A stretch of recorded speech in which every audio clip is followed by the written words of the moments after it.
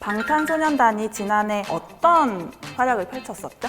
지난해 9월 발매한 러브 유어셀프 승허가 빌보드 200 차트 7위에 올라서 이게 한국 가수 순위로는 최고고요. 타이틀곡 DNA는 빌보드 핫백 67위로 K-팝 그룹 최고 기록을 세웠고 톱소셜 아티스트 부문에서도 수상을 했고 올해도 이미 수상 후보에는 올라있죠.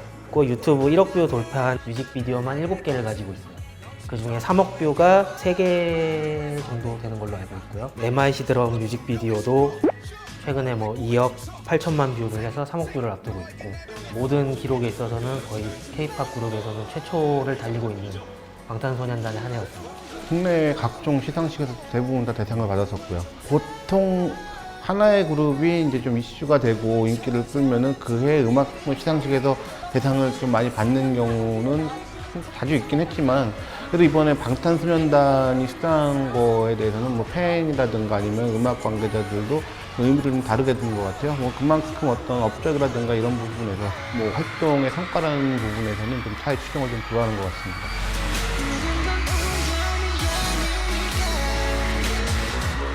이번 컴백은 어떨 것 같으세요? 기승전결 시리즈의 3번째 이야기로 승이고요. 이별을 마주한 소년들의 아픔을 노래한 앨범 콘셉트입니다.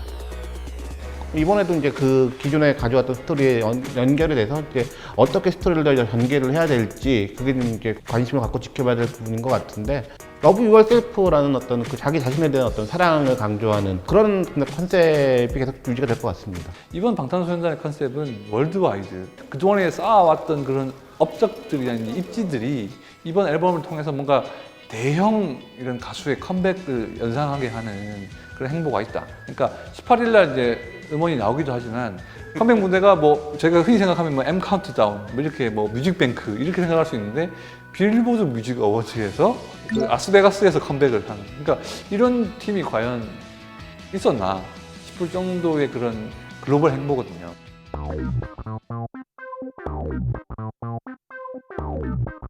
빌보드 뮤직 어워드 이외에도 방탄소년단이 컴백 전부터 굉장한 반응을 이끌어내고 있다고 하던데요. 어떤가요? 네, 5월 18일 컴백을 앞두고 앨범 선 주문을 받았는데 예약 판매 결과로 압도적인 1위를 기록했는데 선 주문만으로 144만 장을 돌파했고요. 국내뿐만 아니라 미국 최대 온라인 전자 상거래 업체 아마존에서도 해외 예약 판매를 시작했는데 CD 앤 비닐 부문에서 베스트셀러 1위에 올랐습니다. 그렇다면 이번에는 전 앨범의 굉장한 기록들을 좀 뛰어넘을 수 있을까요? 빌보드 뮤직 어워드에서도 이제 2년 연속 이제 톱소셜 아티스트 부문에 지금 후보로 올랐는데 이번에도 무난히 수상하지 않을까라는 어떤 그런 얘기가 나올 정도로 지금 기존의 어떤 성과를 뛰어넘는 거는 꽤 당연하다는 어떤 그런 반응들이 많은데요. 지난 1년 동안 글로벌 무대에서 본인들을 좀 더 어필을 할 기회가 생겼었고 그 기회를 잘 살려서 더 많은 팬덤을 확보를 했고요. 그런 부분들이 결국은 다 음원이라든가 음반이라든가 이런 부분들이 어떤 성적으로 이어지지 않겠냐라는 어떤 그런 관측들이 나오고 있습니다. 저희가 이제 해외 공연을 한 아티스트 사례를 할 때 항상 빠지지 않는 게 싸이 씨. 오빤 강남스타일 강남스타일 오빤 강남스타일 방탄소년단이 있는데 그 차이가 바닥부터 다져온 거죠. 점점. 그래서 싸이 씨가 이 강남스타일이라는 곡 하나의 성공으로 어떻게 보면 되게 이벤트적으로 진출을 하게 되고 해외 인기를 끌었다면 방탄소년단은 데뷔 때부터 충실히 이 해외나 이런 다양한 문화권과 소통을 하면서 힘점을 다져왔어요. 이런 국내 팬하고 좀 다르게 해외 팬들 특징은 잘 바뀌지가 않아요, 마음이. 그러니까 한 번 한 가수를 좋아하기 시작하면 웬만하면 잘 안 바꾸시는 분들이 있어요. 그러다 보니까 방탄소년단은 좀 어려운 과정 속에서 이제 다져왔기 때문에 지금부터는 본격적으로 그 과실을 수확하는 단계가 시작되지 않았나 생각이 들기 때문에 지금까지 써왔던 기록도 대단하지만 진짜 어떻게 보면 그 탑백의 경우에도 싸이 씨의 기록을 넘어가서 한번 1위를 차지하는 영광도 현재로서는 방탄소년단이 가장 가까운 후보가 아닌가 생각이 들더라고요. 그렇다면 본격적으로 팬심 저격에 나서는 방탄소년단의 앞으로의 계획은 뭐가 있을까요? 우선 월드 투어를 할 계획입니다. 글로벌 팬심을 저격하려 나서는데 8월에 러브 유어셀프 투어에 돌입해서 11개 도시에서 22회 공연을 하고 서울, 미국, 캐나다, 영국, 네덜란드, 독일, 프랑스 등이 투어에 잡혀 있습니다. 사실 이제 한국에서 이제 서울 공연이 올림픽 주전 기장에서 한 거죠. 사실 아이돌 그룹으로는 굉장히 드문 경우이기도 한데 조용필 씨, H.O.T 거의 뭐 전설에 가까운 그런 가수분들이 이제 올랐던 사실 그 객석 규모 자체가 5만석이 되거든요. 그걸 이제 채워야 되고 또 거기에 맞게 무대가 넓고 그러면 거기서 이제 무대를 꽉 채우는 어떤 이런 퍼포먼스라든가 이런 것들이 필요하고요. 공연 사운드 같은 것도 신경을 많이 써야 되고 그렇기 때문에 관객을 다 채울 수 있다라는 자신감이 없으면은 도전하기도 쉽지 않은 그런 공연장이에요. 이제 그런 데서 이제 할 수 있다는 게 방탄소년단의 어떤 자신감을 좀 대변하는 거 아니겠습니까?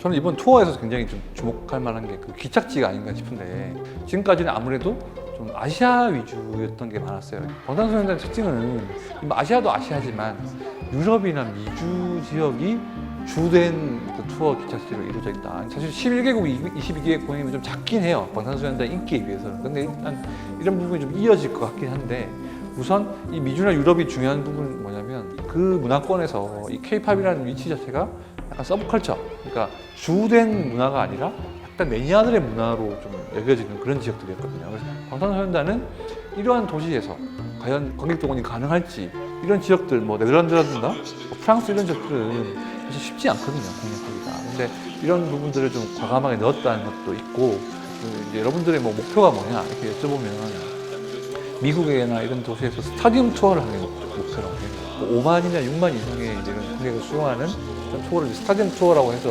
미국에서는 이제 걸출한 가수들이 하고 있거든요. 그러니까 그걸 목표로 하고 있다고 하니까 앞으로 더 이렇게 성공할 수 있을지, 향후 투어 일정에는 이렇게 들어갈 수 있을지 지켜보는 것도 재밌습니다. 가요계 제작자들은 방탄소년단의 컴백을 피한다는 이야기가 있더라고요. 일단 뭐 음반이 나오게 되면은 모든 이슈가 방탄소년단에 쏠릴 수밖에 없는 상황이다 보니까 그때 나오면은 아무리 홍보를 한다고 해도 그 홍보라든가 이런 것도 돈이고요. 일단 그리고 앨범 내는 것도 돈인데 그러면 그만큼의 어떤 성과를 거둬서 뭐 회사의 어떤 매출이라든가 이런 데 도움이 돼야 되는데 그런 부분이 마케팅에 쏟아부는 돈들이 아무 효과를 거두기가 어려운 상황이 되면은 굳이 그거를 맞장대를 해야 될 이유는 없잖아요. 그러니까 최소한 방탄소년단이 컴백하는 그 주에는 이제 컴백을 좀 자제를 해야 되지 않겠냐라는 어떤 그런 얘기들이 좀 나오고 있습니다. 5월은 또 이렇게 많이 행락철이기도 하고 놀러 가시는 분이 많다 보니까 좀 음반들이 좀 이렇게 상대적으로 여름을 앞두고 있기 때문에 비수기라고도 불리기도 하는데 방탄의 컴백 때문에 어떻게 보면 더 다른 분들 입장에서는 컴백을 좀 피할 명분이 생긴 게 아닌가. 이번에도 한번 7자 토크로 정리해볼까요? 작년에도 그랬고 올해도 잘 될 거기 때문에 뭘 해도 다 될 봄날. 방탄 꽃길만 걷자. 올해는 좀 이런 의미를 두자는 뜻에서 그냥 방탄의 세계 정복 이렇게 갔으면 좋겠습니다.